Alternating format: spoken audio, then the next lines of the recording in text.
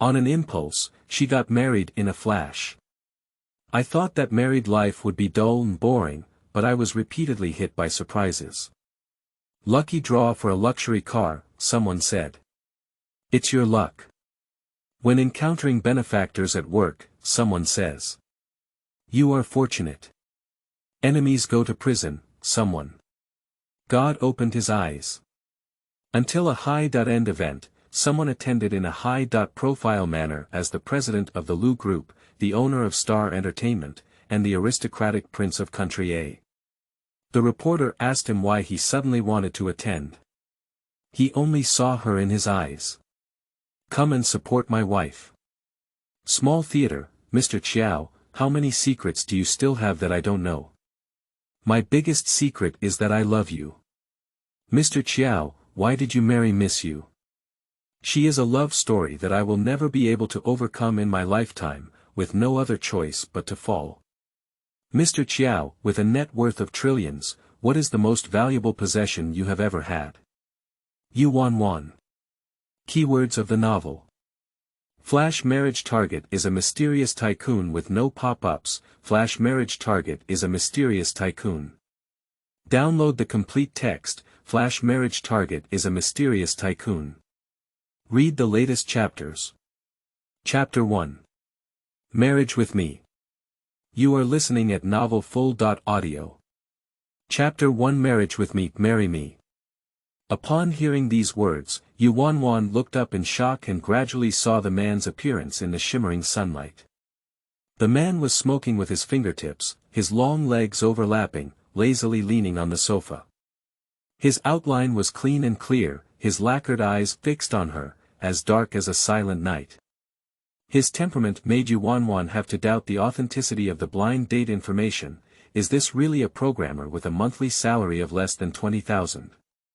Yuan looked up at him again and met the man's eyes, teasing, cold, and indifferent. Subconsciously, Yuan avoided his gaze and whispered a reminder. Mr. N, this is our first time meeting. We have reviewed both sides' information. He leaned forward and pressed the cigarette butt into the white sand in the ashtray. Meeting is just a formality. The opponent's aura was too strong, like a mountain pressing down, making Yuan's voice even quieter. But is it too hasty for us to do this? The man's tone is very natural. A blind date is not just about getting married. Why me? Yuan knew that regardless of strength, relying solely on appearance, the man in front of her was already enough to become a hot spot in the matchmaking market. Not like her, dressed in old-fashioned clothes, with an average appearance, and a seriously ill younger brother, everyone avoids her. I need it, you're suitable, that's all. The man raised his wrist, glanced at the platinum watch, and said, I'll give you 30 seconds to consider. 30 seconds. This is a major event in life, 30 seconds is not enough. The man ignored her panic, turned on the phone timer, and then placed the phone on the desktop. The time on the phone screen passed by minute by second, and in this tense atmosphere, countless voices echoed in Yuan's heart.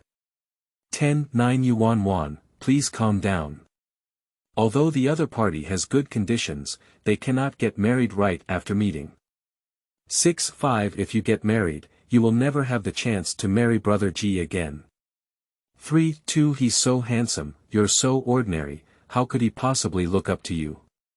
He must have a problem proposing to you. The sudden sound of the phone prompt startled Yuan. It's her phone ringing. Yuan took out her phone and found that it was a text message from the hospital. Miss Yu, when will you come to pay for the surgery? Your brother's illness cannot be delayed any longer. Yuan looked up at the table, and the timing clock showed exactly 00.00.30.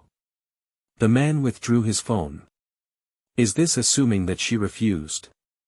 Yuan gritted her teeth and called out to him, I promise you. She doesn't want to get married either, but she has no choice. The man turned his head and looked over, his face hidden in the strong summer sunshine. Although it was very close, it made people feel distant. During Yuanwan's absence, there was an extra contract on the coffee table. What is this? Sign the prenuptial agreement if there are no issues. Yuanwan bit her lower lip tightly.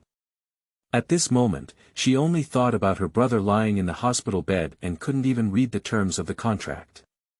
She quickly glanced at it. Article 1 of the contract.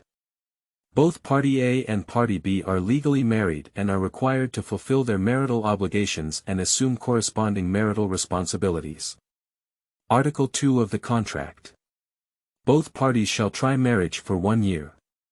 If they feel it is not suitable after 1 year, either party may apply for divorce, and the other party shall not obstruct it. Article 3 of the contract. On the day of obtaining the certificate, Party A will pay a dowry of 300,000 yuan to Party B. 300,000 yuan, just enough for my younger brother's surgical expenses. That's enough. Yuanwan didn't continue to read, she flipped the contract to the last page, signed her name in the second party's column, and then handed the contract to the man. The man took the pen, waved his hand, and signed the words, "An Lin," for Long Fei Feng Wu, in the first party's column. He stood up and asked, "Did you bring your household registration book? My younger brother is still underage and does not have an ID card. He can only use his household registration book to complete admission and other procedures." So these days, Yuanwan has been carrying her household registration book with her for any unexpected needs. She nodded and couldn't help but blush, thinking, will this make the other person think she hates getting married? She secretly looked at the man's face and saw that his expression remained normal, which made her feel at ease. The two of them walked out of the coffee shop, preparing to go to the Civil Affairs Bureau. The man drove his car over, which is a very common brand of transportation car. When the car door was just opened, a cheap plastic smell scorched by the scorching sun came crashing in. The man frowned and lowered his head to get into the car, turning on the ventilation and air conditioning. Yuanwan also followed in. There is a slight cool breeze blowing out of the air conditioning outlet, but it cannot alleviate the heat and dryness of late summer and early autumn. Yuanwan turned her head to look at the man who was starting the car. He was refreshing and clean, with no sweat on his cheeks, as if he was in a different world from her. Along the way, neither of them spoke much. Facing strangers, Yuanwan's words were not much, and men's words were even less than hers. While waiting for the traffic lights, Yuanwan's phone rang again. You don't need to look to know it's from the hospital.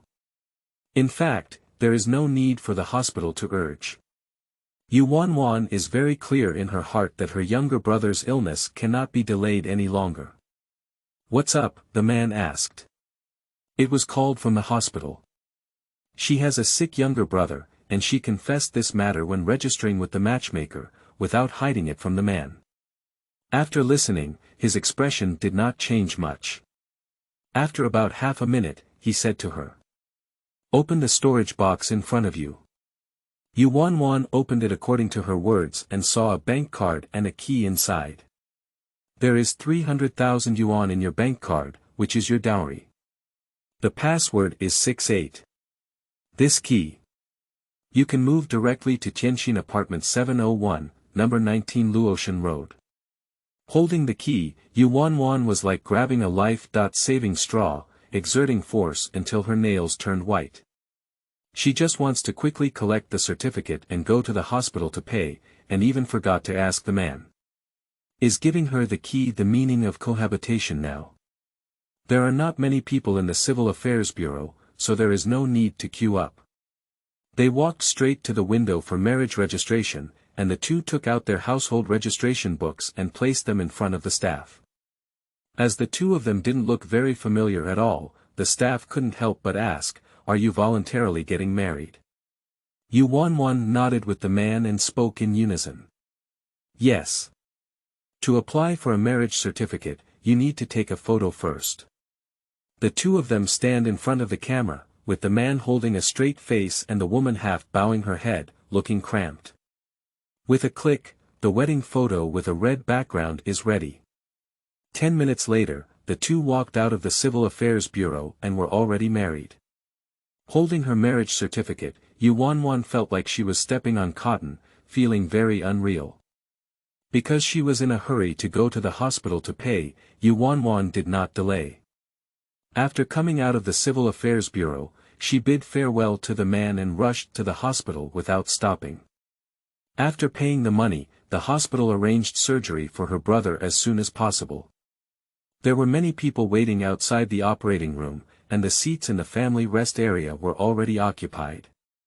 Yuan found a corner and squatted with her knees crossed. This is very tiring, but she dare not leave, from dawn until dark. My younger brother's illness is urgent and imminent, and doctors say the probability of successful surgery is only half. Yuan is very nervous. She didn't know if she could save her younger brother's life by gambling on lifelong happiness for this 300,000 yuan. Finally, the door of the operating room was pulled open from inside. The nurse stood at the door and shouted, "Is Yu Qinchen's family here?" "Here." Yuan quickly raised her hand. Squatting for too long, she suddenly realized that her legs had lost consciousness. She could only support the wall and move step by step towards the entrance of the operating room. She finally moved to the entrance of the operating room and quickly asked, "Doctor, how is my younger brother?" "Delayed for too long, missed the best surgical time, you need to be mentally prepared." Thank you all for supporting Magpie's new book. I hope everyone can leave more comments and share their true reading experience with Magpie. This is very important for Magpie. Guidelines for consumption in this article. 1. The update time will always be in the evening without any accidents. Raise your hand to ensure it does not exceed 12 o'clock, serious face.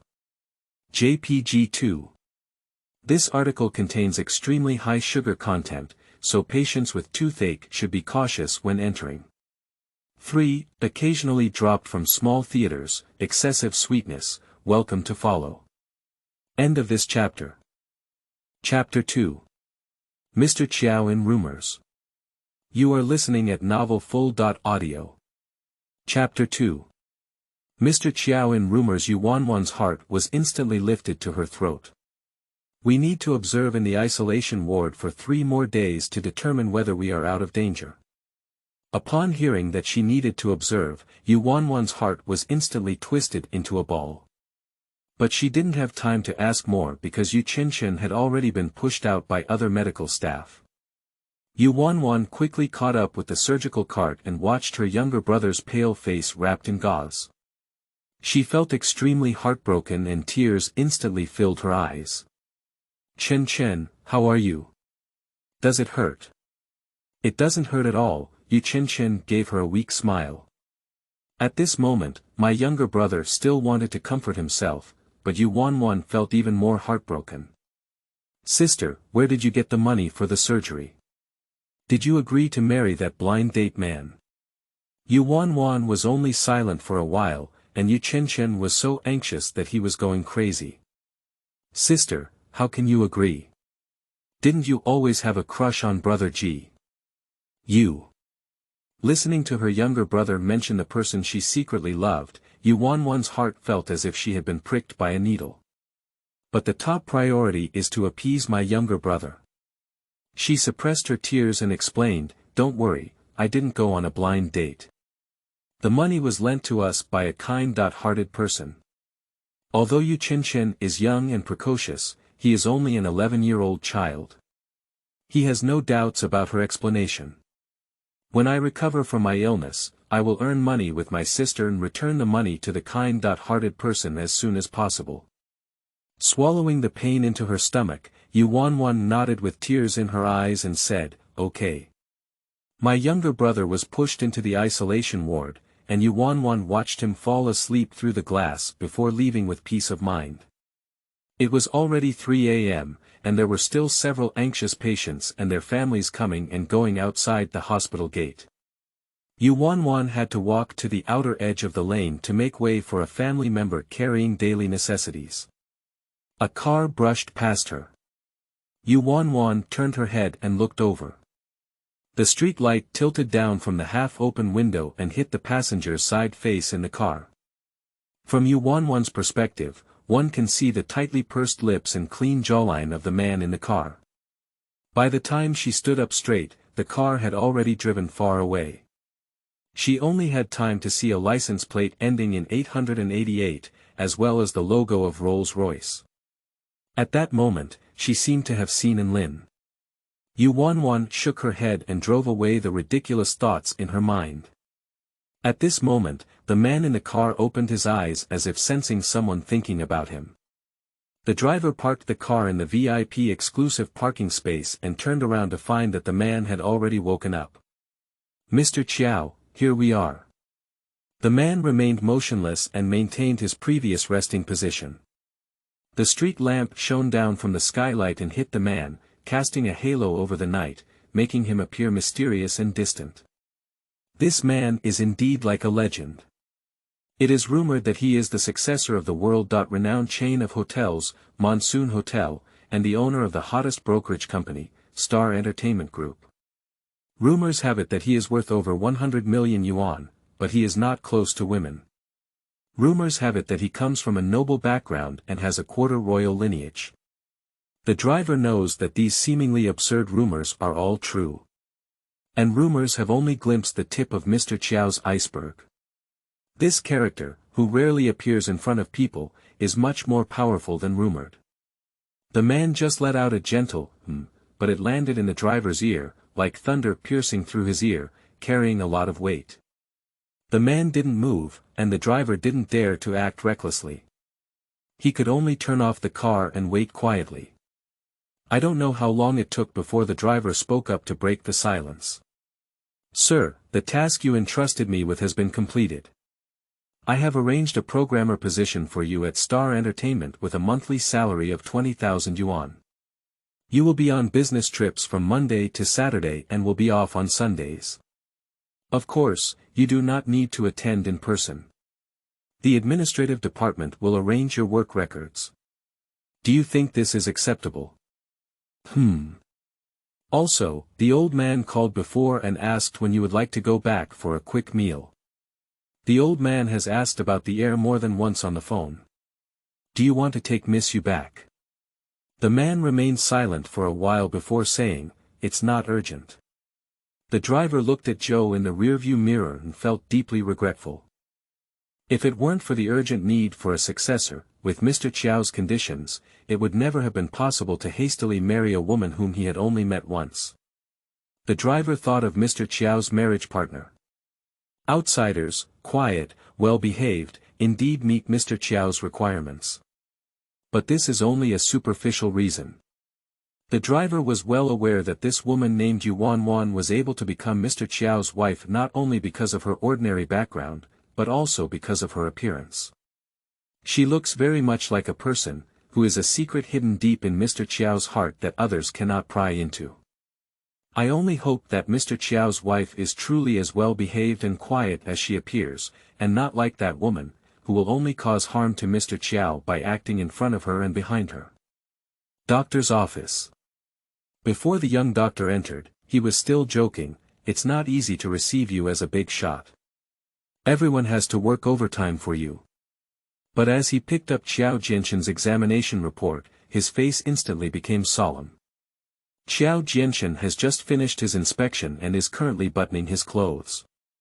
Fingers walked past, and each button obediently returned to its own position. He is not in a hurry, even if it concerns his own life or death, he is not at all panicked. "Jianshan, your illness. I am mentally prepared to say the result directly. Very pessimistic." Qiao Jianshan's expression remained faint, but his buttoned hand paused for a second. "Will it affect the child? I need to wait for your other test results to come out. I have already urged my colleagues in the laboratory department, and once the results are out, I will call you." "Okay." On the other hand, Yuanwan returned home exhausted both physically and mentally. To be precise, it's my uncle and aunt's house. Her parents died in a car accident when her younger brother was only 3 years old and she was only 13 years old. For the compensation, my uncle adopted them and took them home to become their guardians. After receiving the money, my uncle and aunt showed their true colors and treated them harshly in all aspects. After my younger brother fell ill, they kept trying their best to drive them away. The clock on the wall pointed towards 1 o'clock in the afternoon, and she carefully closed the door, afraid of waking up her aunt who was taking a nap. Yuan was about to change her shoes when suddenly a sound came from the room. She looked up and found her aunt with her hands wrapped around her chest, leaning against the porch. "Oh, Miss has returned without a word. I thought there was a thief at home. Auntie, you're awake." Yuan smiled apologetically, but the other party kept a cold face and hardly looked at her with a straight eye. "My relative's son, how have you been thinking? Their family is very wealthy. If you marry them, you will have no worries about food and clothing, and you can also raise money to treat your brother's illness. The son of my aunt's relative's family is a notorious fool who cannot marry a wife at the age of 30. Everyone is not foolish. They know that their family is going back to work as a nanny for their son when they marry their daughter. Law. Before Yuan reached adulthood, her aunt had already been hitting her attention, planning to push her into the fire pit day and night to curry favor with her wealthy relative. Yuan was also forced to have no choice but to go on a blind date and get married. "Thank you for your concern, aunt. I have already married someone. You're a good relative, let's leave it to someone else." "Oh, you got married?" Aunt opened her mouth wide and glanced up and down at Yuan. "You have no flesh on your chest. Who is blind and can take a liking to you? Then I won't trouble you, I'm not a fool anyway." Yuan was extremely tired and just wanted to go back to her room to sleep. As soon as she took a step forward, a wall of flesh appeared in front of her. The other party turned around and walked into Yuan's room, carrying out 2 boxes, one large and one small. "What do you mean by this?" End of this chapter. Chapter 3. Homelessness. You are listening at novelfull.audio. Chapter 3. Homelessness. My aunt gave her a cold glance, her eyes full of undisguised contempt and disdain. "Have you ever heard of the water spilled by a married girl? Since she's married, don't stay at home anymore."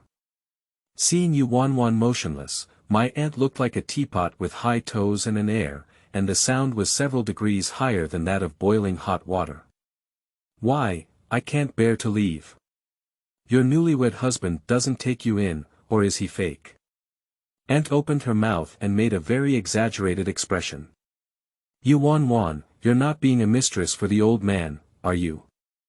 I'll tell you where you got the surgery fee. Selling yourself to treat your younger brother's illness is really a touching sister." Yuan was so angry that she gritted her teeth and tightly grasped the lever of the suitcase. "If you want me to leave, you can return the insurance money to us." Insurance benefits. Over the years, you've been eating from me, using mine, and having the face to ask me for insurance benefits. No. Yuan's request for liquidated damages was like tearing open her aunt's last layer of fig leaf. She decided not to pretend and directly pushed Yuan out. Yuan was already thin, stumbled, and fell to the ground. The suitcase fell apart during the pushing and shoving process, and clothes fell to the ground.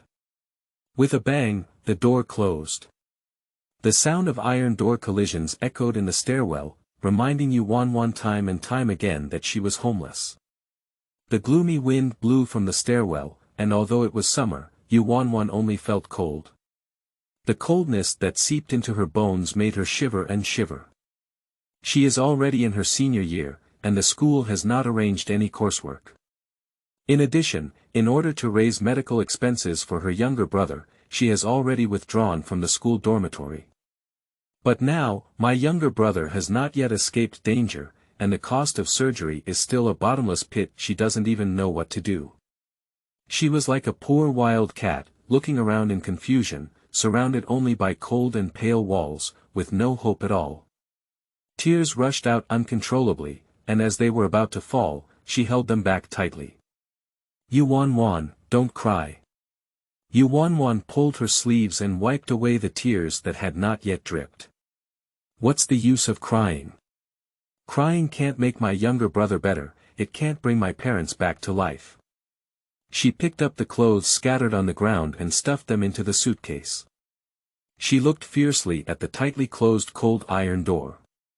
She will let them know that Yuan is not so easy to bully.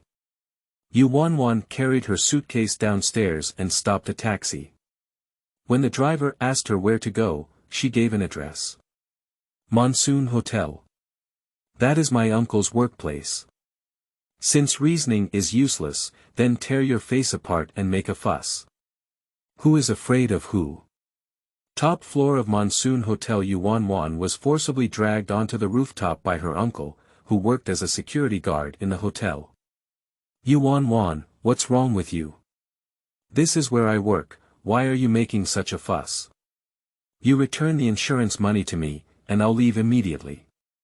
My younger brother is sick, and they are monopolizing the insurance benefits without giving them a penny. Now they have to be kicked out of the house. Such harshness, Huang Shuren is considered a philanthropist compared to them. Yuan, don't be naive. That little insurance money was already spent by your siblings. My younger brother and I eat leftover food and wear our neighbor's old clothes. My younger brother was unable to attend school due to illness and we don't need tuition fees. My tuition fees rely entirely on scholarships. May I ask, where did you spend this 1 million yuan? My uncle was so angry that he couldn't speak. He raised his hand fiercely, and the strong wind blew over. Yuan's small face was hard slapped, and she took several steps back. She was pushed to the ground, and her elbows and knees were scratched by the rough cement floor. Blood immediately seeped out, causing her to frown in pain. She leaned against the wall and wanted to stand up, only to hear a loud bang.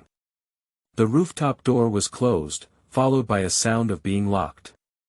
Yuan quickly rushed over and slammed into the door, but the fire doors on the third floor outside were not something that her thin and small body could break open. Yuan, you should reflect on yourself on the rooftop. I'll come back to tidy you up after work. Yuan quickly searched for other ways out. But this is the rooftop, which is also the most famous and tallest hotel in the city center.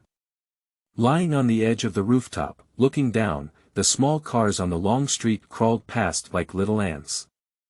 There is no road around, only a vast abyss. Yuan shouted downstairs, but his voice quickly disappeared into the wind, making it impossible for anyone to hear him. It seems that without causing any major disturbance, no one would come to save her. In the building opposite the Monsoon Hotel, Qiao Jianshan is playing cards with several card friends. Suddenly, the card player sitting by the window exclaimed in surprise. Someone across from me wants to jump off a building. These days, there are so many people who can't take it seriously. Don't pay attention to old Qiao, come and continue playing cards. It's not that the card players are indifferent, it's really not easy to invite Qiao Jianshan, the great Buddha, to come forward. They waited for half a year to gather this table of cards, and they haven't even had a chance to discuss the matter. Now, let alone someone jumping off a building, it's just a burning eyebrow. They won't even move their buttocks. Amidst the smoke, Qiao Jianshan's body lazily leaned against the armchair, his left elbow resting on the armrest, and a slender cigarette still held between his fingertips. His right wrist was placed on the mahjong table, and his fingers, like jade and bamboo, tapped lightly on the table. At first, Qiao Jianshan didn't pay much attention to this small incident. He lifted his right index finger on the mahjong table twice. The secretary next to him understood and walked out of the room, notifying the hotel security to handle it. Just as he was waiting for the card, his gaze slowly lifted upwards through the swirling smoke, and his originally calm and cold gaze suddenly became cold. Outside the landing window, a familiar figure stood on the edge of the roof, barefoot, like a kitten walking on the steel wire, carefully probing the edge of life and death. This figure is very familiar, very much like his newlywed wife. When Qiao Jianshan looked over again to confirm, his heart suddenly stopped. She stumbled and her body was about to fall out. Her outer side is a towering building. Qiao saw deeply and was so frightened that he forgot to play the cards he held in his hand. He held his breath and stared at the small figure. Fortunately, she found balance in time and stood straight again. He finally regained his breath. The hand with distinct joints held the green and white mahjong, and with a gentle flick of its fingertips, the mahjong was thrown out, and the cards stacked in front of it were also pushed down, declaring the end of the game. Stop fighting. Don't, Lao Qiao, we just started the game, the players complained. Qiao saw deep thin lips lightly pursing, changing his previous looseness and comfort, and his face became cold and hard. Ignoring the plea of his card friends, he picked up his coat from the back of the chair, his movements and demeanor becoming more anxious. Take a long step and push open the door of the chess and card room. The driver and secretary Xiao Wu was on the phone communicating with the hotel manager and saw that Qiao had come out. He quickly hung up. Sir, the person in charge has been instructed to handle it. Do you want to go there in person? Before the driver could finish speaking, Qiao Jianshan had already passed by him, as fast as a gust of wind. On the other side, Yu Wanwan had already walked back and forth 2 times barefoot on the edge of the rooftop. The wind on the rooftop is strong, and even if she just stands straight, there is a risk of being blown down by the wind at any time. She simply sat by the rooftop, feet facing outward, hanging in the air. The height under one's feet is enough to frighten one's liver and gallbladder.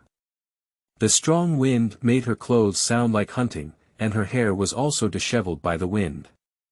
She looks like a crazy person who is disheartened and wants to jump off a building no matter how she looks now. Yu Wanwan lowered her head and looked at the towering building beneath her feet. She thought of her parents who passed away early. They sleep underground without knowing how hard their children are going through. She may be able to do the same. Jump down from here and you'll have nothing more to worry about. And if she dies, the police will definitely investigate her uncle and aunt, and the support for her younger brother will also be guaranteed. End of this chapter. Chapter 4. The first time in life, please take care. You are listening at novelfull.audio. Chapter 4. The first time in life, please take care, however she won't be so foolish at night. When she dies, she will only be used as an excuse by her uncle and aunt to accumulate wealth. And without her protection, my younger brother would live even more miserable than now. She wouldn't do such a thing that makes her loved ones hurt and her enemies fast. Fortunately, she saw a glimmer of hope. There were hurried footsteps coming from behind, as if someone was prying at the lock. The door was quickly opened from inside, and the security guard rushed out. When they saw Yu Wanwan sitting on the edge of the rooftop, they brake urgently. They dare not approach for fear of stimulating her. Miss, if you have anything to say, please speak up. Yu Wanwan glanced at her and did not find her uncle's figure. It seems that he is determined to be a shrinking turtle. Yu Wanwan simply stood up, swaying and making people tremble with fear. I want to see Joe in depth. Yu Wanwan checked and found that Qiao Jianshan is the heir of the Monsoon Hotel. Of course, she can only find so much. Qiao Jianshan is too mysterious, there is not even a photo in the public information. But now that she's making a scene, she naturally wants to find the one with the biggest official. The security guard looked puzzled and said, "What is Mr. Qiao's identity?" "Don't mention you, we haven't seen him either." When Qiao Jianshan arrived, he saw such a scene. The woman was wearing a small black dress, with a graceful cut that outlined her slender waist. She stood on the edge of the rooftop, straightened her instep, lifted her legs, and landed, her small face high, her long hair draped over her shoulders swaying in the wind, like a proud and elegant black swan dancing gracefully on the stage. Just this stage. Too dangerous. Qiao Jianshan took a few steps over, and before Yu Wanwan could see who the person was, he hugged her with his waist. She was unprepared and fell from the edge of the rooftop into a cold and hard chest. "You're not going to die." The man's tone is not high, but his tone is extremely cold, mixed with a strong aura, pressing like a mountain. Yuan looked up and saw a pair of familiar eyes. Unlike the indifference he had when we first met, his eyes now were mixed with anger. "Anlin." Yuan exclaimed his name in surprise, not expecting to see him here. "What are you doing?" "I'm locked here by someone. If there's no commotion, no one will know if I'm starving to death." "Who did it?" Qiao's deep gaze coldly swept towards the security guards behind him. Although the security guard couldn't recognize his identity, he was still trembling with fear from his powerful and heart-wrenching aura. They dared not neglect and took the two of them to the security room to find Yuan's uncle. But the security room has long been empty. Yuan was causing trouble in the hotel just to put pressure on her uncle. "She is not here, and there is no need for her to continue staying here." She bowed to the other security guards, apologized for disturbing their work, and then said goodbye and left. During this process, Qiao Jianshan remained silent, just looking down at his phone, his fingers never stopping, as if he was sending a message to someone. Yuan didn't think much. Programmers, they are all overtime dogs of September 6th and July 7th. Anlin's presence here, being able to accompany her, has already helped her a lot. Yuan didn't know that as soon as they walked out of the security room, the phone rang. The security manager picked up the phone and immediately changed into a smiling face after recognizing the sound on the other end of the phone. "Secretary Wu, the matter has been settled, and the lunatic who wanted to jump off the building has already left." Secretary Wu on the other end of the phone was like a formidable enemy, his voice trembling with nervousness. "Crazy. If this is heard by the gentleman, your entire security department won't have to do it." Upon hearing the words, "Sir," the security manager's face instantly turned pale and trembled with fear. "Joe. Mr. Joe knows. Sir not only knows, but also gives instructions to investigate to the end." "What is the name of the security guard who locked the person?" "My surname is Zhou and my name is Zhou Boren." "Don't worry, I will punish him severely." "Oh no, I'll drive him immediately." "Sir, he's all angry." "Just open up a person to complete the matter. Let him wait for the court summons." The security manager was careful to pry into the court over such a trivial matter, saying, "Secretary Wu, what exactly is the origin of Miss Yu? Don't ask what you shouldn't ask. Next time I see Miss Yu, please be more polite. She's not someone I can offend." I know. "Thank you, Secretary Wu, for your guidance." On the other side, Qiao Jianshan and Yuan walked out of the hotel. Qiao Jianshan only then noticed that she was still carrying luggage, 2 boxes big and 1 small, which looked quite light. He looked at Yuan with confusion, who shrugged helplessly. "As you can see, I was kicked out of the house and homeless." Although she tried hard to pretend to be relaxed, the desolation in her expression still betrayed her. At this moment, she is like a trembling, pitiful and helpless little cat abandoned by its owner on the roadside. Qiao felt a bit dazed at first sight. Someone once grabbed his hand and begged him pitifully, "Jianshan, I'm homeless. Can you take me in?" He turned his face away, his voice was indifferent, and he couldn't hear any emotion. "Let's go." "Where are we going?" "Go home." These 2 words were like a tear gas grenade, causing Yuan's tears to come out again. When she was homeless, he said, "Go home," to her. At this moment, Qiao Jian was deeply in Yuan's eyes, as if shining brightly. A black Bentley parked steadily in front of them. Secretary Wu got off the car and wanted to open the car door for Qiao Jianshan.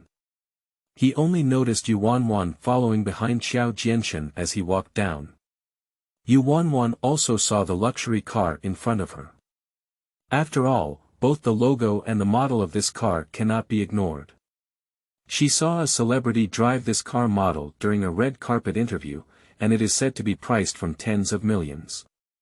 How can an ordinary programmer afford to drive such an expensive car? Secretary Wu has been with Qiao Jianshan for so many years, and he still has the ability to adapt. He walked around to Qiao Jianshan and Yuan and opened the rear carriage door for them. "Hello, I am the driver of the Didi special car you called. It's my pleasure to serve you." Didi driver. Yuan looked at Secretary Wu suspiciously. He is indeed a driver dressed in white gloves and formal attire, looking very professional. But where is a rental driver driving a Bentley to take orders? Getting into the carriage, sitting down, and feeling a completely different comfortable touch from a regular sedan, Yuan still felt like she was dreaming. She couldn't help but ask, is the car rental industry so competitive now? Secretary Wu sat in the driver's seat and answered Yuan's question with a smile. "It's your luck that the system assigned me the order to you." Yuan grew up to the age of 22, which was the first time she had heard someone say she was lucky. From childhood to adulthood, her luck has always been recognized as unlucky. At the age of 12, my parents had a car accident and left behind a 1-year-old younger brother for her to take care of. On the day of the college entrance examination, I had a fever and almost missed out on a key university, so I had to choose a regular university. When I was taking the civil service exam, I finally got into the interview, but I was still rejected because someone added me. Finally, I reached my senior year and thought I could go out to work to support myself and my younger brother. However, at this critical moment, my younger brother suddenly fell ill. So, Yuan was well aware that calling a car for a sky-high priced Bentley was a stroke of good luck that she couldn't even imagine. She looked at the man beside her. At this moment, he was leaning against his back and taking a nap. The sunlight shone through the car window and landed on his slender eyelashes, leaving a small shadow. "It looks really nice. Don't turn your face," she didn't disturb his rest. The two arrived at Tianqin apartment. Actually, this is also Qiao Jianshan's first time coming here. Fortunately, Secretary Wu is a well-organized person who handles everything at home, and even has prepared double pairs of slippers. As soon as Yuan put down the box, she began to busy herself, tidying up and cleaning inside and outside the house, not leaving any hygiene blind spots behind.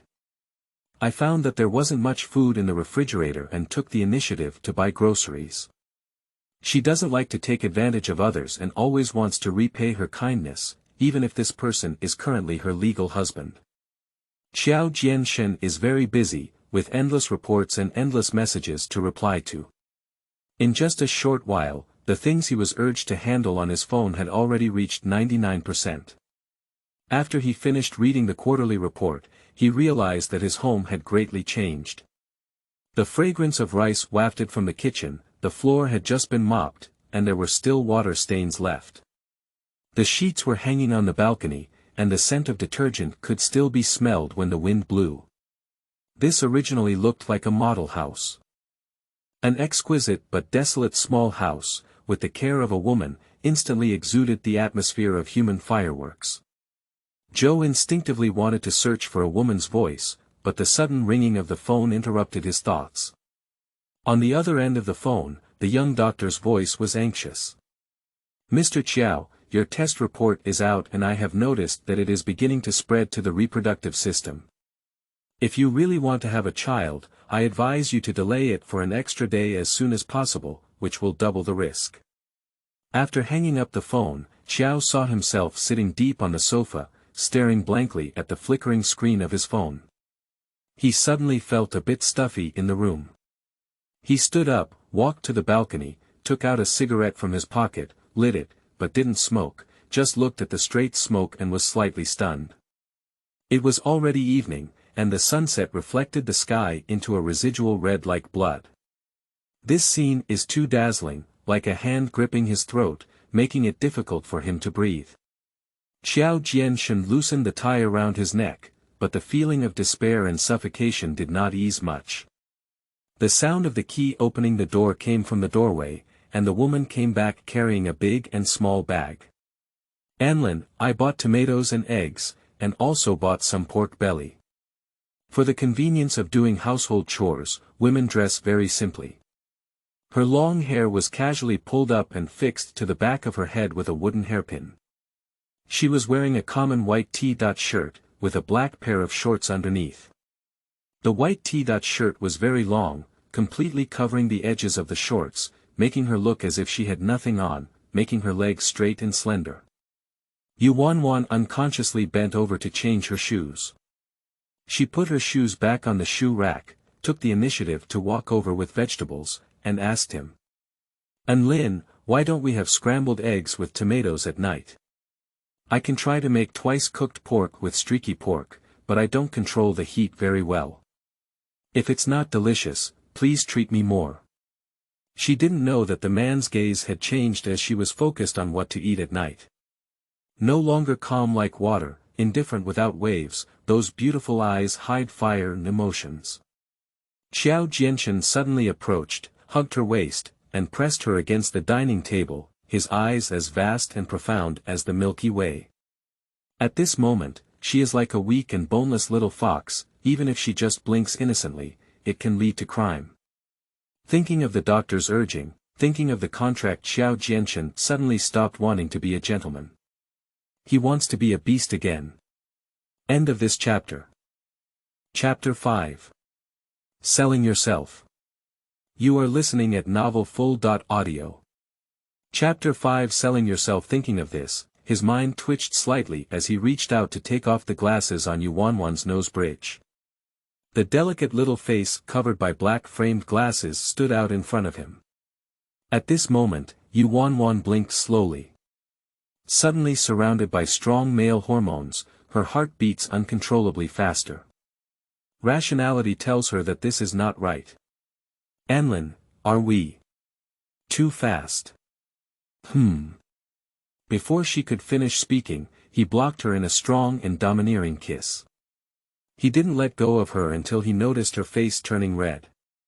She finally got a chance to catch her breath, breathing heavily in oxygen. She wanted to escape, but she had nowhere to escape. Behind the wall, in front of the man's chest. He trapped her tightly. Her voice was trembling, her head was buzzing, and her ears were scorching hot. Anlin, let go of me. He ignored her and picked her up horizontally. To him, she was as light as a feather, even if held by a princess, it didn't require much effort. The sunset shot in from outside the window, hitting the little woman and giving her a dreamy halo, as if adding an old-time filter, blurry, distant, and elusive. Qiao's deep gaze became increasingly dangerous. Until the sudden ringing of the phone broke the picturesque and uncontrollable situation in the room. Yuan realized that she was struggling to escape from Qiao Jianshan's imprisonment, but whether she kicked or fought, he wouldn't let go. On the contrary, the phone that had been persistently ringing slipped out of his pocket in this fierce battle. The phone screen immediately lights up and a message pops up. JSY. Late, I regret it. I shouldn't have gone abroad or left you behind. I'm back, do you still love me? Almost at the moment of seeing this text message, Qiao Jianshan's eyes changed. Not only is there anger, but also disappointment. His gaze pierced through Yuan's face, as if he was looking at another person. Qiao saw that he was completely uninterested and questioned her, who is JSY? Who allowed you to peek at my text messages? Yuan exerted all her strength to push Qiao Jianshan away. She held her phone and curled up in the corner, both shocked and scared. In terror, she even knocked onto the corner of the bed, and her forehead quickly turned red. She dared not cry out for pain, only knew to hold her head and shrink into a small ball in the corner. JSY is the most secretive and untouchable corner in her heart, but now it has been exposed naked by the least deserving person. He leaned over to see how injured she was, but after meeting her gaze, he froze. Fear, helplessness, and despair. This gaze deeply hurt Qiao Jianshan. But on second thought, it was all anger. She is so resistant to his intimacy just to wait for another man to return home. He couldn't help but snort coldly, what a pure and innocent person with deep affection. He didn't know if he was mocking her or himself. At this moment, Yu Wanwan felt that she was really foolish. She could easily believe a stranger, marry him, and even go home with him. She was so angry that she cursed, "Anlin, you bastard. Bastard." Qiao Jianshan pinched Yu Wanwan's chin and forced her to face him. At this moment, her eyes were still filled with tears. Like a deer facing its natural enemies, with no way out, not knowing how to beg for mercy, only remaining afraid. Qiao's deep gaze gradually turned cold after touching the tears in her eyes. "Yu Wanwan, go back and take a good look at the contract. If you go back and forth, it's just being a hooligan." Yu Wanwan was reborn. She didn't even have time to pick up her clothes, so she ran out of the room in a panic and ran back to her second bedroom, closing the door tightly. The sound of the door closing rang out, and the room suddenly became eerily quiet. She propped her ears and listened to the commotion outside the door. The sound of footsteps gradually drifted away, until the door closed with a click sound, and the room fell silent without any movement. Yu Wanwan finally dared to relax her tense nerves. She leaned against the door and sat down weakly. I don't know how long she had been sitting, but she seemed to wake up suddenly. She bounced up from the ground and hurriedly searched for the contract from her handbag, not daring to miss a punctuation mark, carefully reading it from beginning to end. Article 15 of the contract. During the period of marriage, Party B has the obligation to cooperate with Party A in fulfilling their marital obligations. Within 1 year, actively cooperate with Party A to carry out pregnancy preparation work. If during this period, Party B refuses to engage in marital behavior, or engages in extramarital activities that violate the marriage contract, it shall be deemed as a breach of contract. Party B shall return the dowry to Party A and compensate Party A with a penalty of 100 times the dowry. 100 times 300,000, that's 30 million. It's like being beaten with a stick, she hasn't been able to come to her senses for half a day. This is a huge sum that she couldn't even think of. No wonder Anlin asked her to see the contract. She's really stupid, she sold herself in a daze. She jumped into a pit, still an inescapable giant pit. But she couldn't even blame that man. From the beginning, his conditions were clearly written into the contract. She signed the contract without seeing it clearly herself. Auntie's mockery turned into a prophecy. She did sell herself for money. Yu Wanwan stayed up all night. There was no movement outside the door, and he never came back after leaving. But she no longer has the heart to consider him. She did not reply to JSY's message, nor did she review that contract again. She needs time to digest this heavy bomb. The next morning, she opened the door and saw a takeout bag hanging outside, which contained some ointment for treating falls and injuries. Did Anlin buy it? But he was clearly so angry yesterday. Holding the medicine, Yu Wanwan felt a bit lost. She didn't know how to face this medicine or that person for a moment. After some thought, I still sent him a message. Thank you for your medicine. When Qiao Jianshan received the news, Secretary Wu happened to talk to him about this matter. Sir, the medicine you asked me to buy for Miss Yu has been delivered. Actually, would it be better if you personally gave it to her? As a woman, I still hope her husband can soothe her a little more. The text message immediately popped out of Zhou's deep mind. So, at this moment, Secretary Wu's words are sarcastic to the ear. Coax her.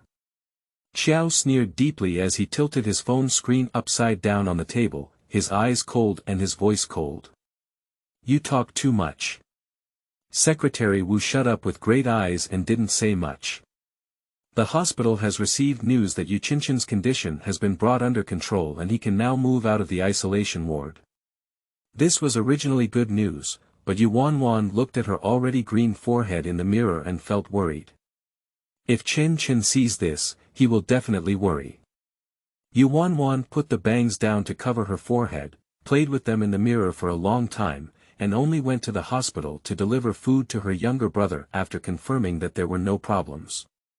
However, not long after entering the door, Yu Qianqian still saw the bruise on her forehead and asked her, "Sister, someone is bullying you." When he said these words, Yu Qianqian clenched his small fist and put on a posture of wanting to fight desperately with others. End of this chapter. Chapter 6. Dismissal of Marriage. You are listening at novelfull.audio. Chapter 6 Dismissal of Marriage. Seeing Yu Qianqian's appearance, Yu Wanwan quickly comforted him, only saying that it was mosquito bites, and then pulled off the bangs to prevent him from seeing them, so as not to stimulate him. Although Yu Qianqian had some doubts in his heart, he didn't ask as he looked at his sister's hesitant expression. After burying his head for 2 bites of food, he suddenly remembered something and said with a hint of excitement. "Sister, Brother Ji has sent me a message. He said he will return to China by the end of the month, and he also said he wants to come and see me." Yu Wanwan was taken aback by the thought of the text message that made Xiao Jian deeply angry last night, and her heart was filled with pain. Yu Qianqian saw through something was wrong with her and asked in confusion, "Sister, are you not happy when Brother Ji comes back? Aren't you your favorite Brother Ji?" Yu Wanwan didn't know how to speak.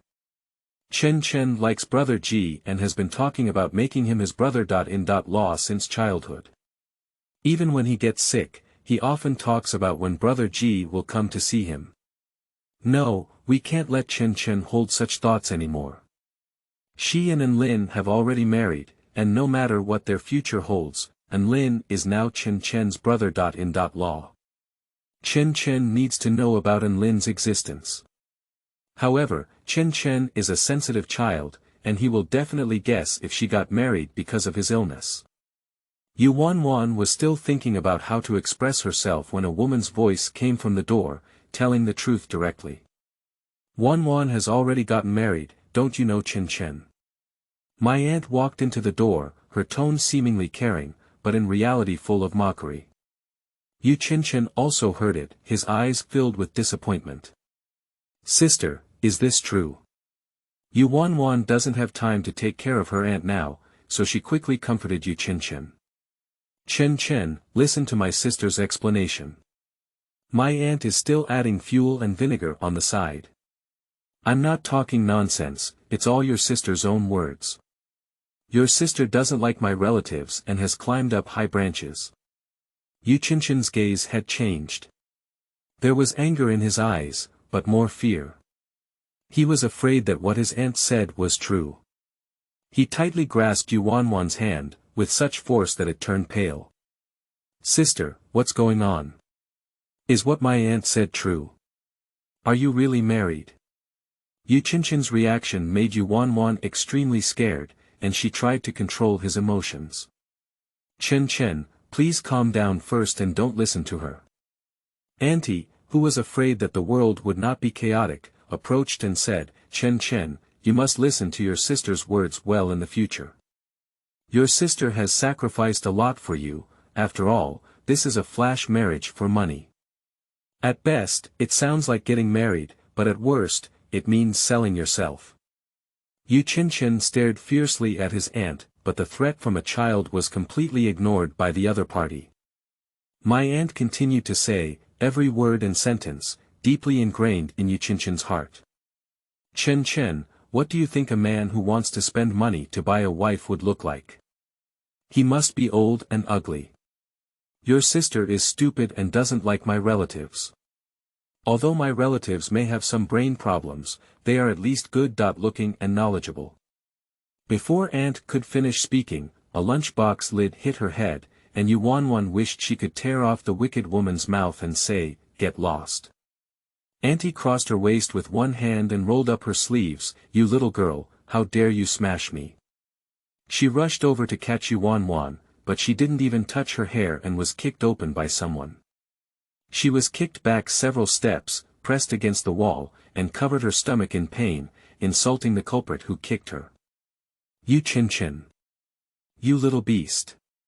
Yu Qianqian opened his arms and protected Yu Wanwan behind him. Kicking you is light. If you dare to bully my sister again, I'll make you die. His eyes burst with a fierce murderous intent. The commotion in the room alarmed the nurses, and several nurses worked together to drive their aunt out. Yuan hugged Yu Qinchin tightly and said, "Qinchin, don't worry. Sister is fine, she can't beat her." Yu Qinchin's eyes gradually became painful. "Sister, I want to be discharged from the hospital." "Qinchin, don't make a fuss. You just finished your surgery and need to rest." "Sister, I don't want to be hospitalized. Let's refund the money and get married." "Do you also want your life?" "Yes, no more." Yu Qinchin shouted wildly. "I don't want my sister to spend her whole life on me, this useless person. I shouldn't have had this surgery, I shouldn't have lived." "Qinchin, no, don't listen to your aunt. Your sister's wife is quite good, and she is very happy, really." Yu Qinchin pointed to Yuan's forehead, tears and despair in his eyes, and said, "Is this called being good to you? I accidentally knocked on it myself. Don't lie to me anymore." Before Yuan could finish speaking, Yu Qinchin suddenly went crazy. He is the person in the world who wants to protect his sister the most, but he has become the culprit who pushed her into the abyss. His heart is full of unwillingness and self-blame. He hates this tormenting world, and even more so hates his incompetent self. He pulled out the needle, pushed down the infusion rod, and threw away the food, blanket, and pillow. There was nothing left to throw at him, so he began to frantically smash the iron railing on the hospital bed. He dented the railing, causing blood to fall on the white sheets, which was shocking. Several young male doctors helped and worked together to control the crazy Yu Qinchin, giving him a sedative. Outside the ward, the attending doctor taught Yuan a lesson. "How could you be such a parent? You know your child can't be stimulated and can't wait for the child to recover before saying anything else." After cursing, the doctor earnestly advised, "Miss Yu, when your younger brother's condition improves, you should take him to the psychiatric department to see if he's doing something wrong." Yuan's eyes were red, and she felt so guilty that she was about to cry. When her parents entrusted her younger brother on her deathbed, she didn't take good care of him. In fact, Qinchin used to be a well-behaved and obedient child. When Qinchin was 4 years old, Yuan had to go to high school and had no time to take care of him. He could only entrust him to his uncle and aunt to take care of. This is the most regretful decision that Yuan has ever made in her life. From that time on, Yu Qinchin became sensitive and introverted, no longer communicating with outsiders, and often locked himself up for a whole day. Only when facing Yuan will he have a smiling face and occasionally be willing to say a few more words. The doctor shook his head and left helplessly, driving Yu Qinchin crazy and avoiding his aunt. At this moment, he didn't know where to jump out. "Yuan, your blind husband, do you know you have a crazy younger brother?" Yuan clenched her fists, inserted her nail clippers into her flesh, and pinched out bloodstains. If it weren't for being in the hospital, she would have punched her over long ago. "What else do you want?" "Oh, getting married is different. With hard wings, how dare you threaten your uncle with a lawsuit?" Aunt put her hands around her chest, her head raised high, and a proud smile appeared at the corner of her mouth. "Yuan, if you don't want your younger brother to become crazy, please give me some peace of mind. Otherwise, I come to the hospital every day to remind Yu Qinchin how his sister sold herself and raised money to treat his illness." Yuan was so angry that she trembled all over. She didn't even have time to think about what her aunt was saying about going to court.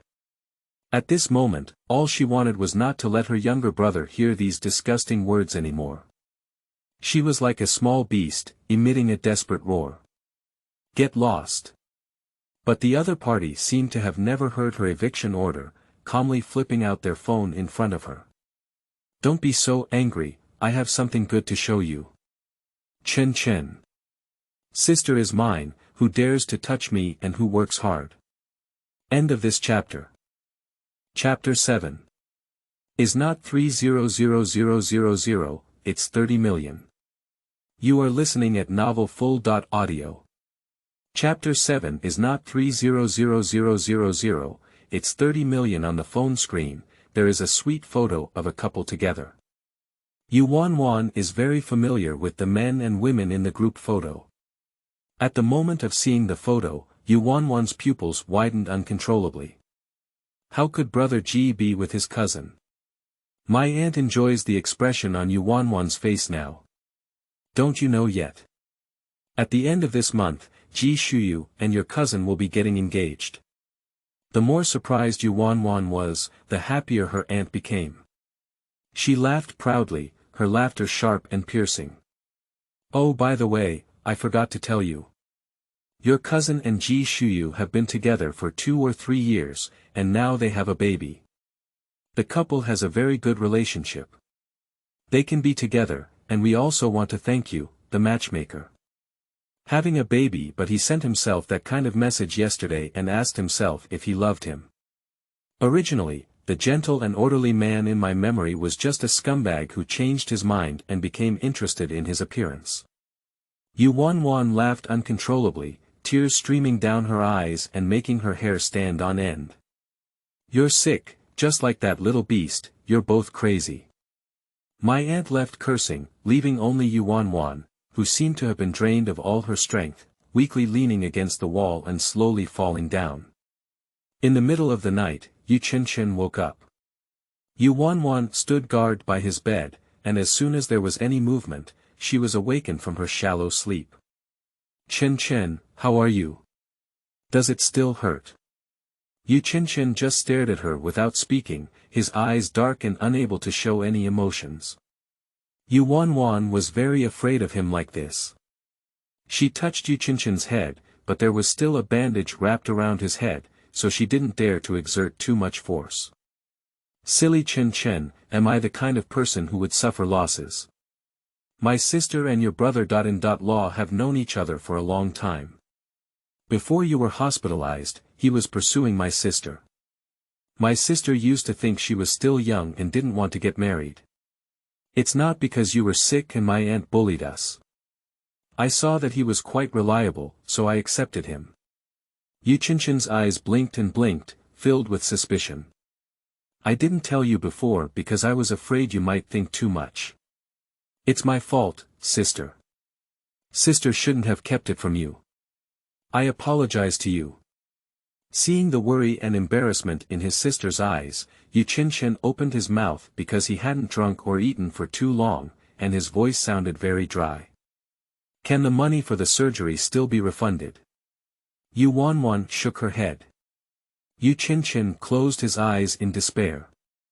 Yuan was afraid that he would think too much again, so she quickly explained, Chen, I really touched my forehead myself. While speaking, Yuan demonstrated the process of touching the bed.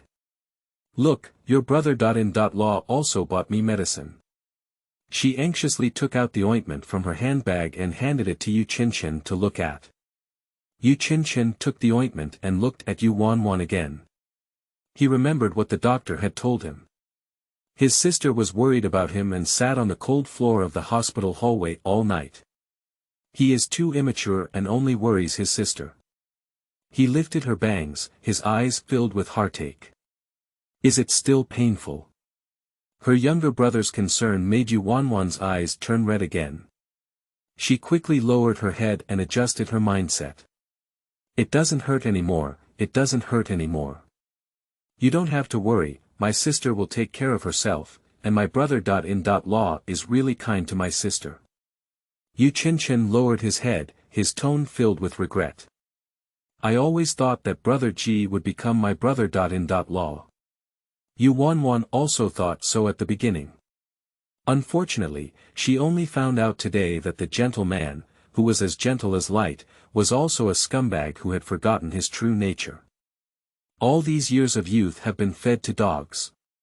Yuan wished she could tell Yu Chen the truth now and let him see the true face of that man. No, we can't stimulate Chen anymore. After all, from childhood to adulthood, Brother G has always been his idol and role model. Not wanting her younger brother to see any clues, Yu Wanwan suppressed her anger and stood up and walked to the window. Yu Qianqian looked at his sister standing at the window with a heavy heart, holding her hands tightly. At first glance, her heart was on fire. He was already full of doubts about the sudden appearance of his brother-in-law, but now seeing Yu Wanwan's appearance, his expression became even more painful. But he didn't dare to make his sister worry. When Yu Wanwan turned around, he tried his best to appear innocent without any worldly knowledge. "Sister, why have I been sick for so long and my brother-in-law hasn't even come to see me? Sister, can you bring my brother-in-law to show me tomorrow?" This request left Yu Wanwan in a dilemma. She just had a scene with Anlin, how could Anlin agree to come to the hospital? Facing her younger brother's earnest gaze, Yu Wanwan couldn't refuse. Yu Qianqian's emotions were unstable now, and she could only coax him first. "Okay, let me tell him.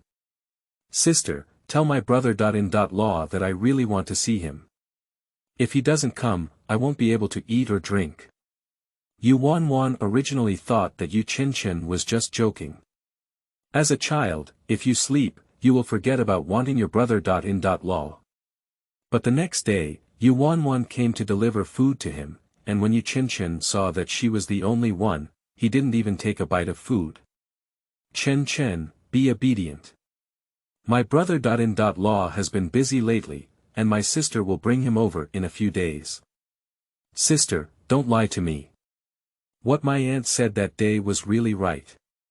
What do you think? Anlin is tall and handsome. You will definitely like him if you see him." Yu Qianqian snorted coldly and said a number. 300000. Yu Wanwan's face was full of shock and she said, "How do you know?" "I asked the nurse for the expense list. Sister, please don't deceive me anymore." Yu Qianqian was closed and sensitive, and he always knew that he was a burden on his sister. Those blind dates who came to see him at home were afraid of him when they saw his sick younger brother. So my aunt bullied his sister and even introduced a fool to her. So, by knowing the number of 300,000, Yu Qianqian could already guess what kind of sacrifice his sister had made. He would rather die than see his sister bury his happiness. "Sister, let's divorce him." In order to persuade Yu Wanwan, Yu Qianqian deliberately patted his chest and promised, "I'm fine now, I don't need to be hospitalized anymore. The money I've spent will be repaid slowly when I'm discharged." Yu Wanwan closed her eyes in despair. Yu Qianqian is too naive. Truly regretting their marriage, what they want to repay is not 300,000, but 30 million. Yu Wanwan is also human, and her experiences for several consecutive days have made her suffocate. She is already very tired, and Yu Qianqian is still so disobedient. She was so agitated by him that she said something harsh in front of him for the first time. "Yu Qianqian, you're 11 years old. Can you be more rational? My parents passed away early, and it can be said that Yu Qianqian was raised by Yu Wanwan alone. In all these years, the siblings have never blushed." After losing her temper, Yu Wanwan felt very guilty in her heart. Knowing that her younger brother's emotions were not right and that he was also doing it for her good, how could she not control her temper? She wanted to apologize, but Yu Qianqian had already been stimulated, refused to communicate with her, closed herself up, didn't speak, and didn't listen to her. Under the persuasion of the nurse, Yu Wanwan could only go home and let each other calm down. Returning home, Yu Wanwan was restless, tossing and turning in bed, unable to fall asleep, always feeling like something was going to happen. At 2 o'clock in the morning, the hospital called. "Miss Yu, come over quickly. Your younger brother committed suicide." End of this chapter. Chapter 8. When you get better, I'll leave him. You are listening at novelfull.audio. Chapter 8. When you get better, I'll leave him. Yu Qianqian was once again pushed into the emergency room. It took the hospital 3 or 4 hours to stabilize Yu Qianqian's condition. After such a struggle, he, who had already improved, was sent back to the isolation ward. Looking at the pale, bloodless face on the hospital bed, the fear of losing a loved one once again struck Yuan. This is her only relative, she can't lose him anymore. Thinking of her younger brother's plea, she could only grit her teeth and call Qiao Jianshan. The man on the other end of the phone spoke indifferently, "Miss Yu, why do you think I would be willing to help someone who doesn't keep his word?" "I'm sorry Anlin, I didn't see the contract clearly." A cold smile came from the other end of the phone, with a voice like frost, freezing one's spine. "Miss Yu, I'm very busy and don't have time to waste on you." He hung up the phone without hesitation. She called again and only received a prompt sound saying, "Sorry, the number you dialed is turned off." She stood at the entrance of the hospital, looking at the dark clouds that seemed to be pressing down on her head at any moment. Endless despair and fatigue hollowed out her body. On the other hand, Qiao Jianshan, who was originally in a meeting, became visibly worse after receiving a call from Yuan. To avoid harming the innocent, Secretary Xiao Wu quickly announced the adjournment of the meeting. After everyone withdrew, Xiao Wu took out his folder and handed it over. Although Qiao Jianshan didn't say anything, Xiao Wu had already guessed what had happened from his messy clothes, scratches on his chest, and cold black face that night. As the ace secretary, he immediately followed up on remedial measures. "Sir, this is the new round of blind date information submitted by the agency. Would you like to choose a more suitable one?" Qiao Jianshan stood up and walked to the window, ignoring him. The shirt he was wearing today was made of white silkworms, which were now hanging loosely on his body. The two buttons at the top of the shirt were not fastened, and he pushed the sleeve to the cuffs, leaving a pile of unintentional wrinkles on his elbow. He is always like this, even in times of restlessness, there is an elegance like that of a British aristocrat. Unfortunately, no one knows what this noble gentleman is thinking. He suddenly said, "I'll go out." Before he could finish speaking, he had already taken a step outside. Xiao Wu quickly caught up and said, "So this information lost." Looking at Qiao Jianshan's back, Xiao Wu silently closed his folder. He knew that the gentleman was angry that he had taken his own actions. But he can't do anything about it. "Sir, there is only 1 year left. If there is no heir left this year, the pair of wolves, tigers, and leopards in the family will definitely divide up the company. Sir, these more than 10 years have been in vain. If it were not for the clear provisions of domestic law that unmarried children are not allowed, Sir would not have." Xiao Wu sighed as he thought. "It's all fate." Before Yuan appeared, the matchmaker introduced her husband to nearly 100 blind dates, but he didn't take a liking to any of them. After Yuan appeared watching his departing figure, Xiao Wu could only helplessly say in his heart, "Sir, I really can't afford it anymore." Central Hospital. Qiao Jianshan drove alone to the hospital. As soon as the car stopped, he received a call from the lawyer. "Sir, while investigating Zhou Boren, we found that he is suspected of illegally occupying the inheritance and insurance compensation left by Miss Yuan's parents. Do you think this matter should be handled together? How much is it?" 1 million compensation plus 100,000 deposit. For Qiao Jianshan, this money is only a small amount, and even not enough to pay lawyers' fees. For Qiao Jianshan, filing a lawsuit may be even more disadvantageous. But Qiao Jian's mind suddenly popped up with a scene of Yuan sitting restlessly for 300,000 yuan when he first saw her. Without any hesitation, he gave the order directly. "Bring a lawsuit together." Hanging up the phone, Qiao Jianshan opened the chat record with Yuan, and the last one was still the one she sent him. "Thank you for the medicine." She said sorry and thank you, which was quite polite. Then give her another chance. Opening the car door and getting off, Qiao Jianshan walked towards the hospital gate.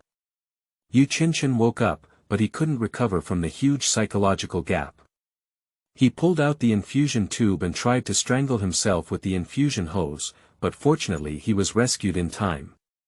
But after all this fuss, the surgical wound became inflamed, and he not only couldn't leave the isolation ward, but was also closely monitored. Even the family members have only 2 hours of visitation time per day. Yu Wanwan waited at the door of the hospital room, holding on to her hands. As soon as the time was up, she changed into sterile clothing and walked into the ward. Yu Qinchin had already woken up, still not eating, drinking, or speaking, just staring closely at Yu Wanwan. That pair of eyes seemed to say, "I will only drag you down, why do you need to save me? Chen, don't leave your sister." Yu Qinchin's eyes just moved. She knew what her brother's knot was and truthfully informed her newlywed husband of his situation. "He is handsome, very tall, 1 head taller than me. He works as a programmer and is quite busy with work, but he is still relatively stable." Yu Wanwan retrieved the photo sent to her by the dating agency from her phone and handed it to Yu Qinchin for review. "This is him, sister didn't lie to you, was she? She's handsome and rich, and sister made a fortune." The background of the photo is a large field of grass, and Qiao Jianchen stands casually with his golf club, wearing ordinary sportswear that looks like a supermodel. Even in such a relaxed atmosphere, his expression remained tense, serious, and his eyes seemed to penetrate the screen, intimidating everyone looking at photos. Just like how small beasts naturally fear powerful enemies, Yu Qinchin almost immediately became wary of the unfamiliar yet incredibly powerful man in the photo. He arched his body and stared fiercely at Qiao Jianchen in the photo. He looked so fierce.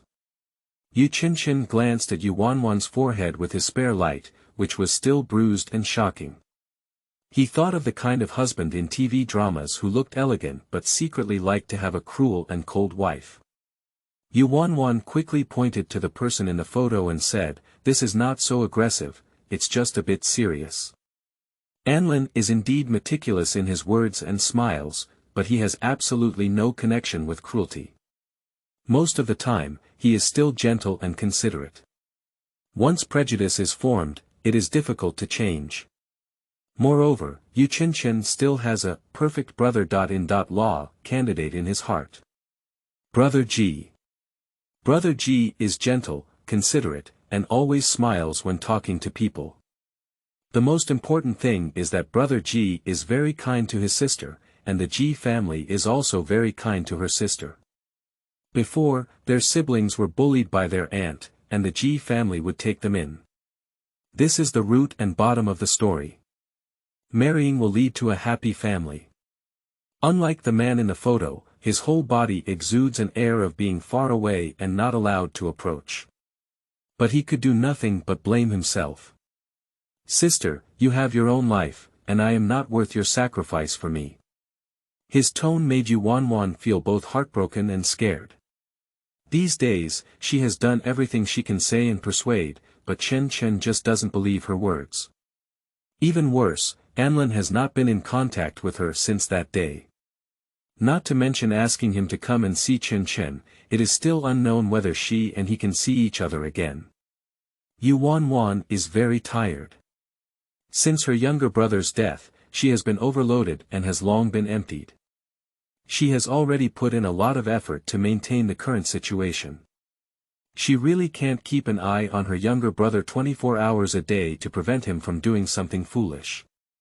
Since I can't make my younger brother believe that Anlin is a good person, why not communicate according to what my younger brother can accept? After thinking for a moment, Yu Wanwan said, "Sister doesn't like him either." "Then you." "But he has money and also likes his sister.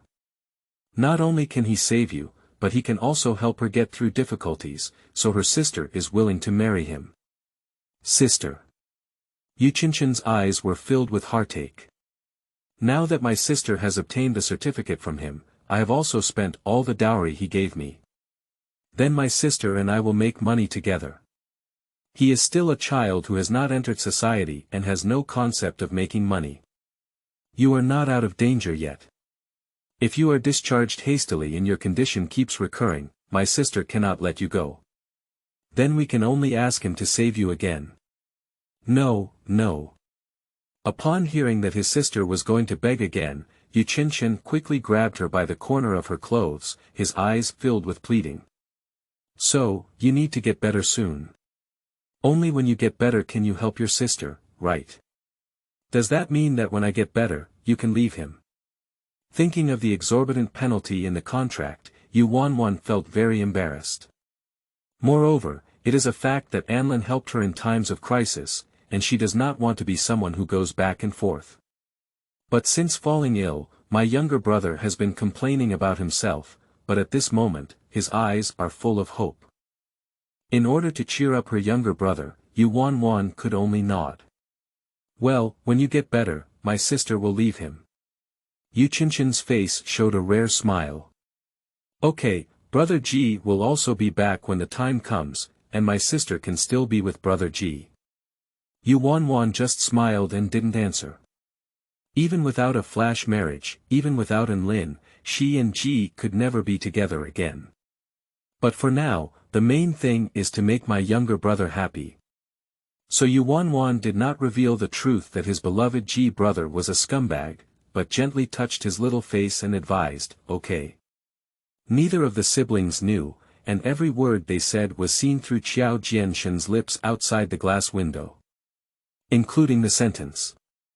When you get better, my sister will leave him.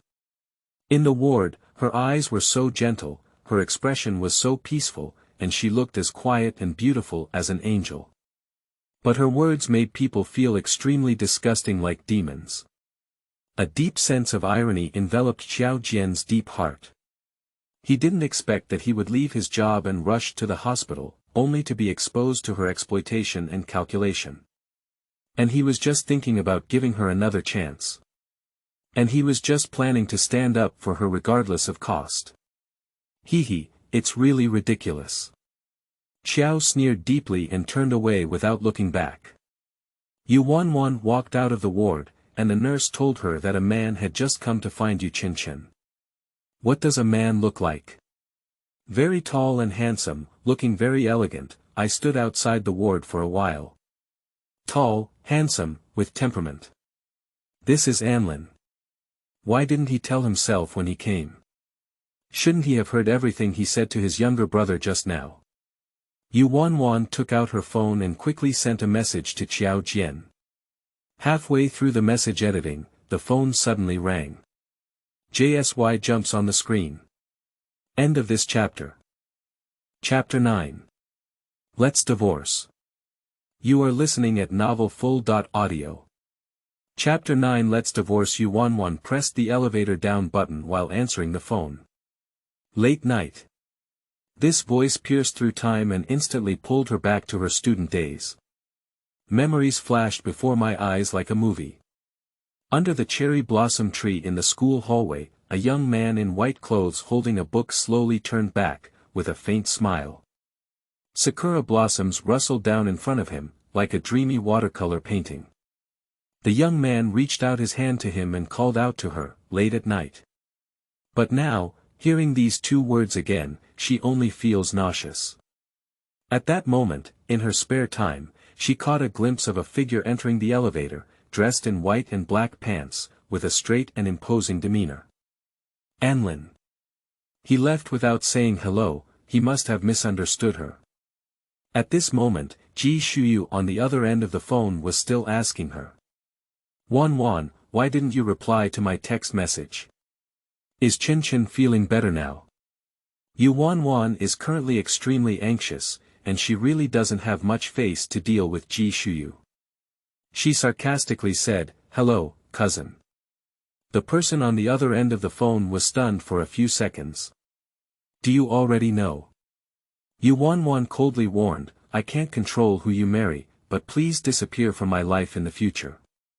Don't come looking for me and Qinchen again. If you dare to send me those love messages again, I will definitely blackmail you.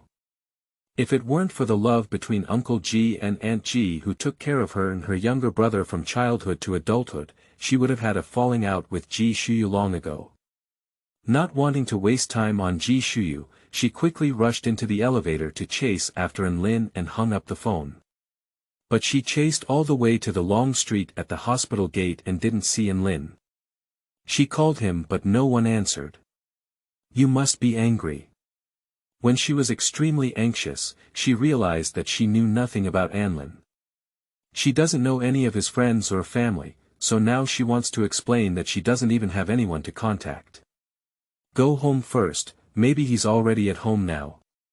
With a mentality of treating a dead horse as a living horse doctor, she reached out to stop a taxi and reported the address of Tianqin apartment. Not long after the taxi departed, she received a message from Yu Chenchen. Sister, Brother Ji just sent me a text message and he said he's back. Yu Wanwan was annoyed by it. She had already told Ji Shuyu not to come to find her and Chenchen. Can't this guy understand human language? She nervously asked, did he say anything to you? No, Brother Ji said he's very busy now and will come see me again in a while. He also asked me a lot about you. Sister, Brother Ji still misses you very much. As if to confirm Chen Chen's words, JSY's message popped up. Do you have time to meet? I want to talk to you in person. Yu Wanwan closed her eyes wearily. She doesn't want to reply to this message. Since knowing that he and his cousin had been together for a long time and had a child, Ji Shuyu was like a rag in her heart. What else is there to linger on for a dirty and torn cloth? The phone is still ringing incessantly. The taxi driver couldn't listen anymore and urged her to answer the phone. Yu Wanwan was exhausted both physically and mentally, and helplessly opened her eyes. But when she saw the name jumping on her phone screen, she immediately became anxious. Anlin. The more panicked, the easier it is to make mistakes. Even a phone in hand can fall off and fall into the bottom of the car seat. Yu Wanwan put in a lot of effort to extract her phone from under the car seat, and just 1 second before the phone was about to hang up, she pressed the connect button. Hello. The man on the other end of the phone had a deep, icy tone with a hint of anger. Yu Wanwan, let's get divorced. Yu Wanwan didn't know how she got home. Let's get divorced. These big words were like a mountain pressing down, with a penalty of 30 million yuan, making her eyes turn black. She called Qiao Jianshan but he didn't answer. Yu Wanwan could only send a WeChat message, did you hear something? Come back and let's have a good chat. Yu Wanwan waited from dawn to dusk, but Qiao Jianshan never replied to her message. She was extremely tired and unconsciously fell asleep on the sofa. In her dream, she worked hard part-time, paid off 30 million yuan in debt, and slept very restlessly. She was awakened by a knock on the door. I thought Anlin had returned, but she didn't even bother putting on her shoes and ran barefoot to open the door. No Anlin, what came was a delivery guy who delivered a local express and asked Yu Wanwan to sign for it. Yu Wanwan opened the package and pulled out the documents from the package bag. The document bears the prominent title. Divorce Agreement. Anlin, how are you? WeChat not responding, phone not answering, missing person playing, and even directly sending her divorce agreement by express delivery. She also has a temper, Yu Wanwan. She sent a deep message to Qiao Jian, let's meet and chat. The other party still hasn't responded, it seems they have made up their mind to keep her cool. Yu Wanwan drew out the divorce agreement. She wanted to see what excessive conditions Anlin had proposed. This time, Yu Wanwan was dumbfounded. The terms on the divorce agreement were unexpectedly peaceful. The other party not only voluntarily gave up 30 million yuan in compensation and 300,000 yuan in dowry, but even offered to let Yu Wanwan live in this house for free until she found a new residence and moved out. Yu Wanwan finally realized that she was treating a gentleman's belly with the heart of a petty person. Thinking of what I did in the short days of getting married, at first, I didn't see the contract clearly and blamed Anlin for playing hooliganism. After thinking about it, Anlin spent 300,000 yuan in dowry, married his wife, and entered the house, wanting to have a child, which is reasonable and reasonable. Eating for free, living for free, and taking for free are not worth it. Saying those chilling words in front of my younger brother would make me feel ungrateful and want to avoid them. Yu Wanwan wished she could dig a hole in the ground and bury herself. No way. Escape is not her style of Yu Wanwan. Moreover, she not only owes Anlin 300,000 yuan, but also owes Anlin a life-saving gesture. She has always been a person who doesn't like to take advantage of others. She needs to ask Anlin for clarification. But she has no idea about Anlin's address at all. Suddenly, a spiritual light flashed. Express delivery note. She rummaged through the trash can for a while and finally found the express packaging bag. It is easy to find the sender's address through the tracking number. Zhongshan Road Xingchen Entertainment. As a rapidly rising entertainment company, Star Entertainment has a large number of internationally renowned frontline artists under its command, and is also recognized as the most profitable entertainment company in China. So, the headquarters building of Star Entertainment has also been decorated with a magnificent atmosphere. The first time Yu Wanwan stepped into this place, she was immediately intimidated by the magnificent hall. If it weren't for the huge Star Entertainment words on the wall as soon as she entered, she would have doubted if she had gone to the wrong place. The front desk called out to Yu Wanwan, who was looking around. "Miss, who are you looking for? Could you please let me know his name and phone number so that I can help you contact him?" Yu Wanwan dug out Anlin's phone number from the address book, wrote it on a note, and handed it to the front desk. The front desk glanced at her. "There is nothing valuable from head to toe, and my attitude is inevitably a bit careless. Okay, you go sit in the rest area for a while, and I'll help you check." After all, it is the rest area of an entertainment company, where many paparazzi and celebrity fans gather to chat about the gossip of celebrities. Among these gossip, there is a name that sounds very familiar. Qiao Jianshen. Isn't he the heir of the Monsoon Hotel? How did you become the behind-the-scenes boss of Star Entertainment? The two gossiping girls next to Yu Wanwan were still whispering. That's why he's so awesome. What do he do? I heard he's almost 30 and hasn't found a girlfriend yet. Why? Who knows, he may be very ugly and have a bad figure, which is why he never accepts interviews or appears in public.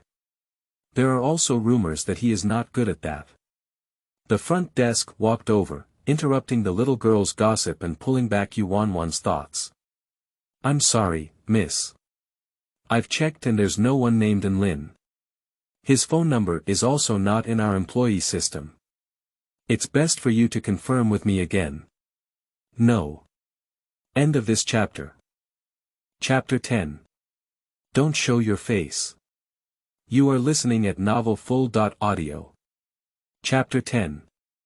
Don't show your face. This answer was something that Yu Wanwan never expected. Before coming, she specifically asked for information about the matchmaker Anlin who introduced her to Anlin. The matchmaker told him that Anlin was an employee of Star Entertainment. It is precisely because of the dual authentication of the delivery address and blind date information that she came to find someone. Are you sure? Was it because he didn't want to see me and deliberately made you say that? Although the front desk still maintained a smile, it was clearly a bit cold and impatient. It's true that this person hasn't been found. You'd better figure it out and come back. After finishing speaking, the front desk was too lazy to bother with Yu Wanwan anymore. Stepping on the high ground of hatred, they walked back to their work position with their heads raised. As soon as she returned to her workstation, she complained roast. Another brainless fan pretending to look for someone and waiting for celebrities here. Oh my, I've seen so many of these people. Just call the security guard to drive her away. The security guard received the order and quickly walked in, with a serious expression, inviting out those gossiping little fans. Only Yu Wanwan was still sitting in the same spot, sending a deep message to Qiao Jian, and did not notice the security guard coming over.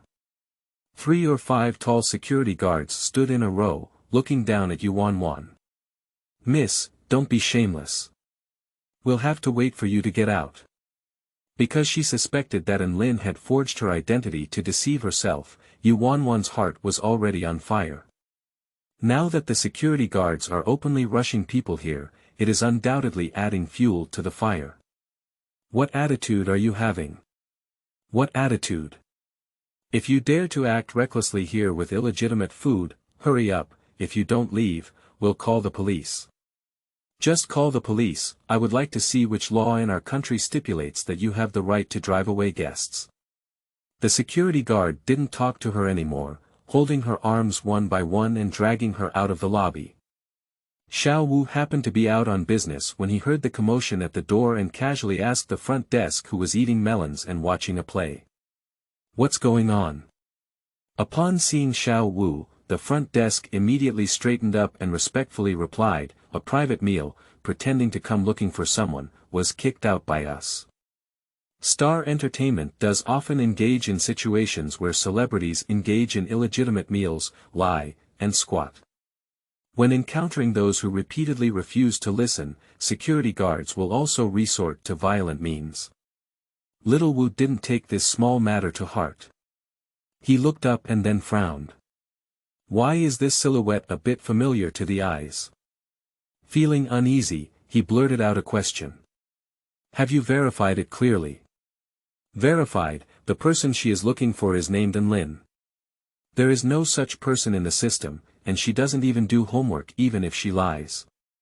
Upon hearing this name, Qiao Wu's legs softened and he almost couldn't stand firm. Who are you looking for? Anlin. Qiao Wu's eyes turned black. Done.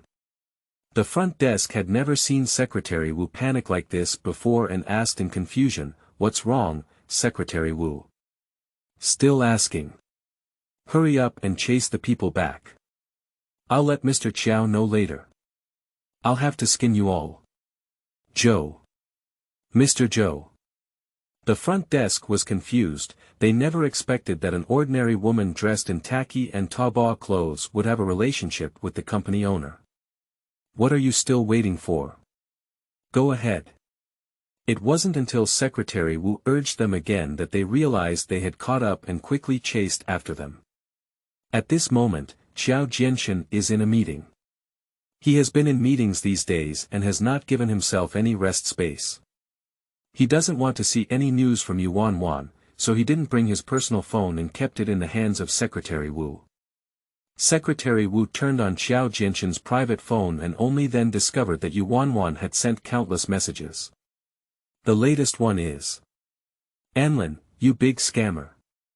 Yuan walked to the bus stop. She twisted her foot in the push just now, and now her ankle hurts badly. Fortunately, there was an available bench on the platform, and she sat down holding onto the billboard, grinning in pain. She rubbed her ankle, which was always painful, while cursing Anlin fiercely in her heart. He definitely didn't want her to know his address, so he deliberately gave a fake shipping address. The more she thought, the angrier she became.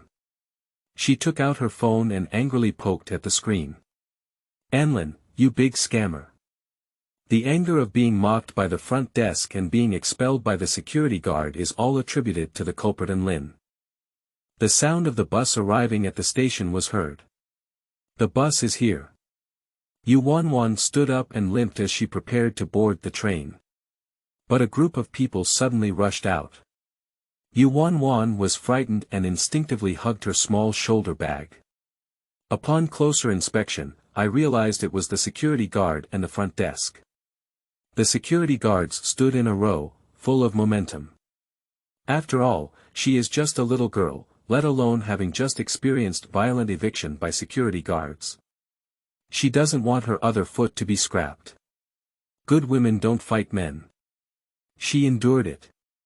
Yuan gritted her teeth, wanting to get out of the gap and quickly get on the bus. But the bus mercilessly closed its doors, and no matter how much Yuan called, it didn't stop, soon leaving only a small black spot. She can only grit her head against these people in front of her. What do you want to do? This is a public place, not in the hall of your Star Entertainment. The security guard suddenly took a step forward, and Yuan was so scared that she kept retreating. In the frightened and suspicious eyes of Yuan, the security guards collectively bowed. I'm sorry. Two front desk members quickly walked up to apologize for their smiling faces. Sorry, we are blind. I didn't know you knew our boss. Please forgive me. Yuan became increasingly confused as she listened. Your boss, the rumored Qiao Jianshen. She waved her hands repeatedly. You must have mistaken someone. The person I'm looking for has the surname An and the name is An Lin. Although she suspected that An Lin was a fraud in her heart, Yuan was still willing to believe that the name was true. If it were a pseudonym, it would be discovered when she obtained her marriage certificate from the Civil Affairs Bureau. It won't be wrong.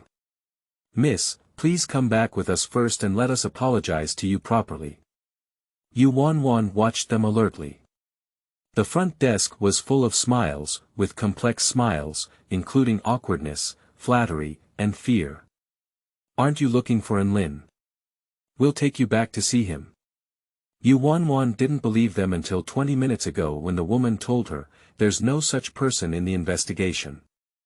No need, I need to go back. As Yuan spoke, she walked into the lane, but the front desk and security guards desperately stopped her. During the tug and tug, Yuan accidentally fell into the middle of the road and spun several times in the air before standing firm. A speeding car rushed over, and the driver was talking to someone on the phone without even noticing someone in the middle of the road. By the time he regained consciousness, he had already exceeded the safe distance. The driver can only brake urgently. The sound of tires rubbing against the floor is very harsh. Watching the front of the car getting closer and closer to me. Yuan was so scared that she closed her eyes tightly. End of this chapter.